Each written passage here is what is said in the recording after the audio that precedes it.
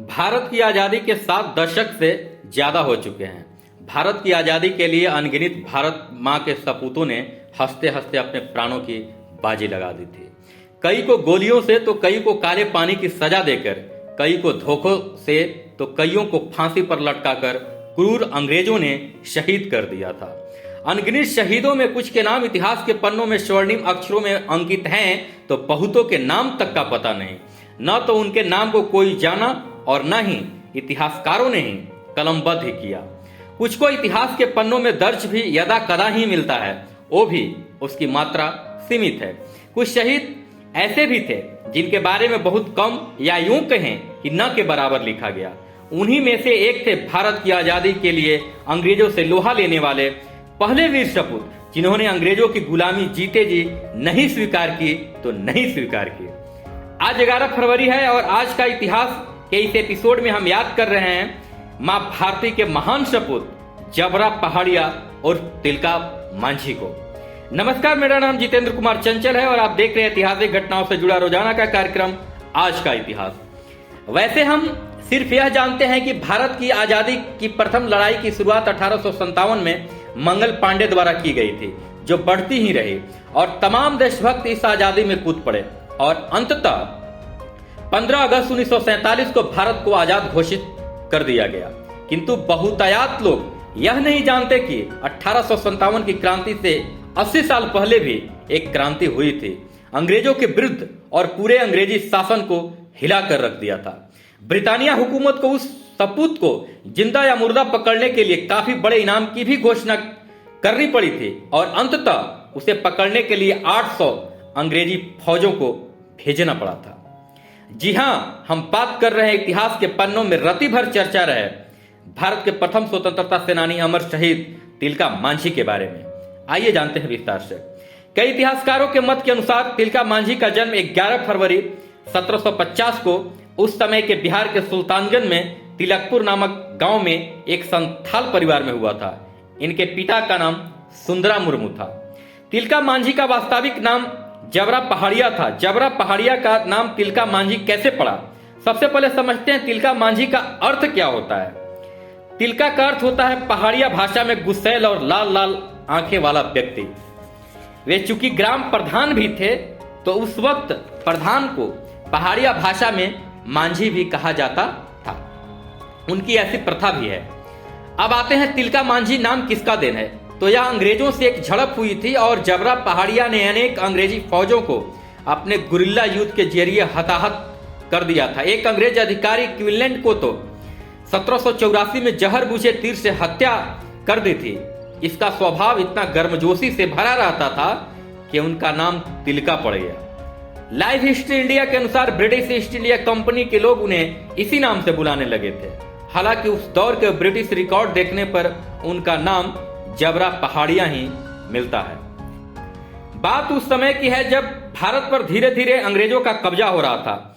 जंगल और जमीन को साजिश के तहत अंग्रेजों ने हड़पना शुरू कर दिया था। चूंकि तिलका मांझी को बचपन से ही प्रकृति से प्रेम था, अंग्रेजों द्वारा अपनी मां प्रकृति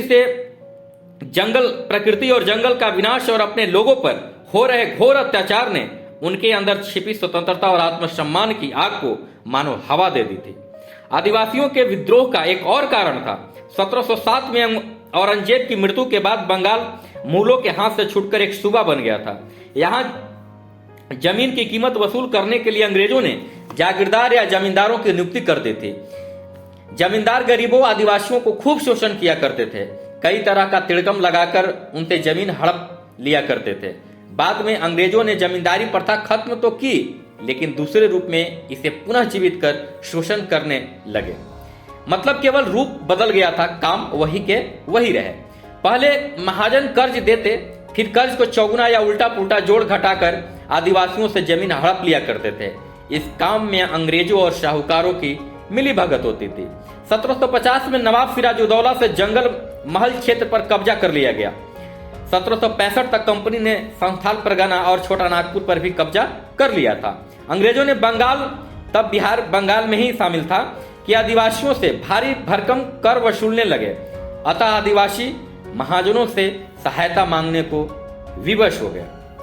यह घोर अन्याय अपनों पर होता देख 1770 आते आते तिलका मांझी ने अंग्रेजों से लोहा लेने का मन बना लिया था। उन्होंने सारे आदिवासियों को इकट्ठा किया और अपने भाषण में अंग्रेजों के सामने कभी न झुकने और जंगल और जमीन की रक्षा करने का कसम भी लिया।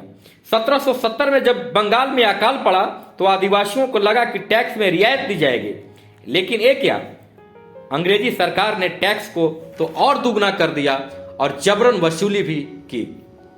लोग भूख और मौत की भेंट चढ़ते रहे।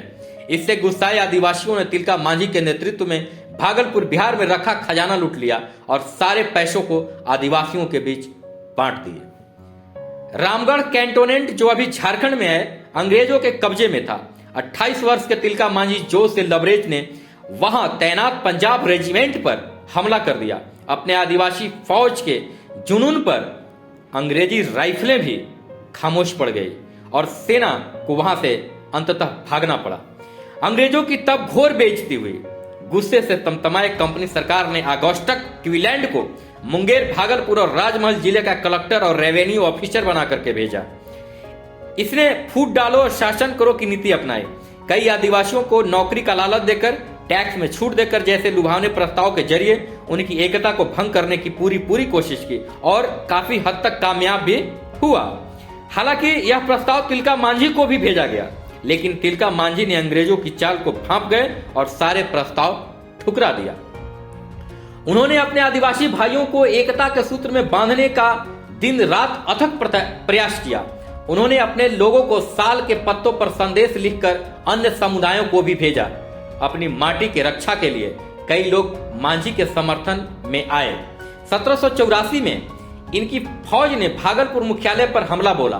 तिलका मांझी ने ऑगस्टस क्लीलैंड को जहर घुसी तीर से घायल कर दिया और जख्मी हो गया। कुछ ही दिनों बाद क्लीलैंड की मौत हो गई। अंग्रेजों के लिए तो शर्म की बात थी कि एक आदिवासी के हाथों इसका एक बड़ा ऑफिसर मारा गया। कंपनी सरकार ने आयरकोट को तिलका मांझी को जिंदा या मुर्दा पकड़ने के लिए भेजा गया। कहते हैं कि हर युग में एक विभीषण पैदा जरूर होता है और जो अपने ही घर और वंश का सर्वनाश कर देता है। यही बात तिलका मांझी के साथ भी हुई। कहा जाता है कि किसी भेदी के सूचना पर आधी रात को अंग्रेजों ने तिलका और उनके साथियों पर हमला बोल दिया। तिलका तो बच निकले, लेकिन कई साथी मारे गए। वे अपने गृह जिले सुल्तानगंज के जंगलों में जा छिपे। अंग्रेजों ने जंगल में छिपे तिलका के सारे सप्लाई रूट को बंद कर दिया और अंततः अंग्रेजों और तिलका को आमने सामने के युद्ध में 12 जनवरी 1785 को उन्हें बंदी बना लिया गया। एक ऐसी घटना जो सुनकर रूह न कांप जाए तो कहना, बदन में सिहरन न पैदा हो जाए तो कहना, शरीर को रोंगटे न खड़ा हो जाए तो कहना, हलक सूखने को मजबूर न हो जाए तो कहना, आंखों में खून उतर आएगा अंग्रेजों की क्रूरता सुनकर। अंग्रेजों ने अमर शहीद तिलका मांझी को 4 घोड़ों से बांधकर घसीटते हुए भागलपुर तक लाया था, लेकिन भारत मां के वीर सपूत तिलका मांझी इतनी क्रूर यातना के बावजूद जीवित थे। वही लाल लाल आंखें अभी भी अंग्रेजों को डरा रही थी। डरकर अंग्रेजों ने बरगद के पेड़ से लटकाकर 13 जनवरी 1785 को मां भारती के सपूत को फांसी दे दी गई। फांसी से पहले एक गीत जो उनके मुख पर थे, हांसी हांसी चढ़बो फांसी। तिलका मांझी ने जीते जी कभी भी अंग्रेजों की गुलामी को स्वीकार न की और न ही उन्हें चैन की नींद लेने दिया। तिलका मांझी का इतिहास बड़े पैमाने पर उपलब्ध नहीं है। कई इतिहासकार तिलका मांझी को प्रथम स्वतंत्रता सेनानी मानते हैं। लेखिका महाश्वेता देवी ने बांग्ला भाषा में तिलका मांझी के जीवन पर शालगिरार डाके तथा राकेश कुमार सिंह ने हिंदी में हुल पहाड़िया नामक किताब लिखी है। इतिहास के पन्नों में तिलका मांझी के बारे में काफी कम लिखा गया है, या यूं कहें कि इतिहास के पन्नों में गुमनाम भले ही हैं, पर 300 सालों के बीत जाने के बाद आज भी आदिवासियों के जुबान पर कायम है। कई गीत और कई कहानियां संथाली भाषाओं में उपलब्ध है।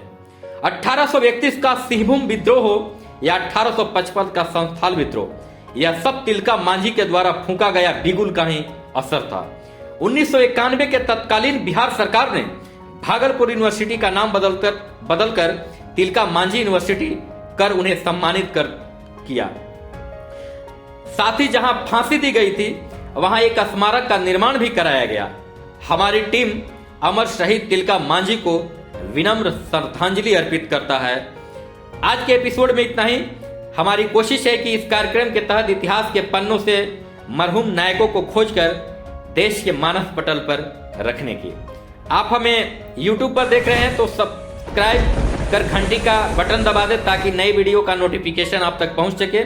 फेसबुक और इंस्टाग्राम पर देख रहे हैं तो लाइक और फॉलो जरूर कर लें। जय हिंद।